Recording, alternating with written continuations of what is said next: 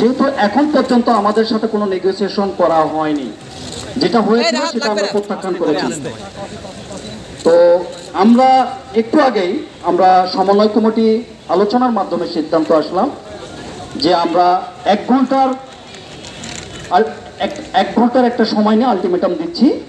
এই 1 ঘন্টার ভিতরে আমরা প্রধান উপদেষ্টা সহ আমাদের রাষ্ট্রের নীতি নির্ধারকের কাছে আমরা অনুরোধ জানাচ্ছি, এই 1 ঘন্টার মধ্যেই হয় আপনারা আমাদের কাছে আসুন, নয়তো আমাদের প্রতিনিধি টিম আপনাদের কাছে নিয়ে আমাদের এটার একটা সুষ্ঠু সমাধান করুন, নয়তোবা আমরা এখানে লাশের কাফনের কাপড় পরে লাশ হয়ে এখানে থাকবো।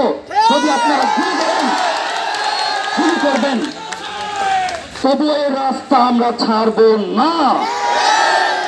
পুলিশের ডিআইজি আমাদেরকে আশ্বস্ত করতেছিল যে আমরা মানে আলোচনার জন্য যাতে আমরা দুজন যাব, মানে আমাদের দুজনকে তারা ইনভাইট করতেছে। তো আমরা বারবার বলতেছিলাম যে আমরা দুজন যাইতে চাই না, আমরা অন্তত পক্ষে যারা 12 জন আছে 12 জনই যেতে চাই, কারণ না হলে পরবর্তীতে আমাদের 12 জন হয়তো আমরা দুজন গেলাম, ওই ক্ষেত্রে আমরা হচ্ছে কি আলোচনা করছি 12 জন তো জানতে চাইতেই পারে। তো সেই জন্য আমরা 12 জনই যেতে চাই। তো তারপরে কি হলো, তারপরে আপনার হচ্ছে ওনারা বলতেছে আচ্ছা 3 জন হোক। তো আমি আবার একবার পর্যায়ে বললাম যে অন্তত 5 জন বলেন। তো তারা আমাদের কোনো আশ্বস্ত করছে।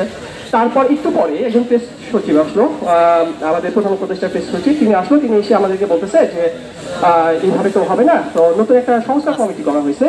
আব্দুল মহিদ চৌধুরী, উনি যেহেতু জনপ্রশাসন সংক্রান্ত সংস্কার কমিটির প্রধান, তো আমরা যাতে তার সাথে কথা বলার জন্য প্রস্তুতি নেই, এবং তিনি আমাদেরকে বারবার বলতেছিল যে আপনারা তার সাথে আলোচনা করার জন্য আপনারা সিদ্ধান্ত নেন। তো আমরা প্রথমের দিকে একটু দ্বিমত পোষণ করলেও পরবর্তীতে আমরা যেহেতু আলোচনার মাধ্যমে আমরা দাবিটা বাস্তবায়ন করতে চাই, এবং এখান থেকে যেই ধরনের জনজীবন তৈরি হচ্ছে এবং এরকম একটা গুরুত্বপূর্ণ জায়গায় এত সময় অবস্থান করা উচিত না, সে প্রেক্ষিতে আমরা তখন এটা মেনে নেই। আচ্ছা, আমরা বললাম যে ঠিক আছে, আমরা মেনে নিলাম, আমরা আলোচনার জন্য যাবো।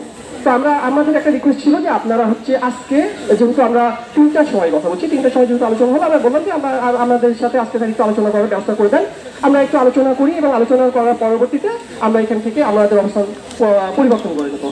তো তিনি তখন আমাদেরকে বলতেছে যে না, মানে আমাদেরকেই নাকি এখন আব্দুল মহিদ চৌধুরী স্যারকে ফোন দিতে হবে। এখন বিষয় হইতেছে যে আমরা তো আমাদের এইটা তো মানে ওনার কাছে এক্সেস যাওয়ার মতো ক্ষমতা আমরা রাখি না, আর এখান থেকে যদি আমরাই যদি ফোন দিই তাহলে এটা তো আমাদের আন্দোলন দুর্বলতা প্রকাশ পায়।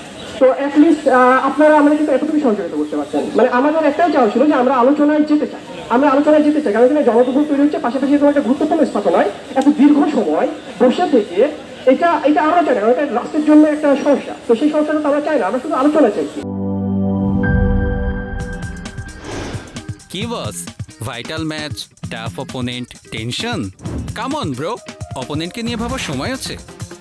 আসল অলরাউন্ডারের কাজই তো হলো যে কোনো টাফ সিচুয়েশনে টিমকে অলরাউন্ড প্রোটেকশন দেওয়া। জাস্ট লাইক মাই টাইলক্স, যার অ্যান্টিব্যাকটেরিয়াল এজেন্ট টয়লেটের কোনায় কোনায় পৌঁছে 99% জীবাণু ধ্বংস করে, টয়লেটের কঠিন দাগ ও দুর্গন্ধ দূর করে টয়লেটকে রাখে ক্লিন আর সুবাসিত। টাইলক্স টয়লেট ক্লিনার, ক্লিন মানেই টাইলক্স।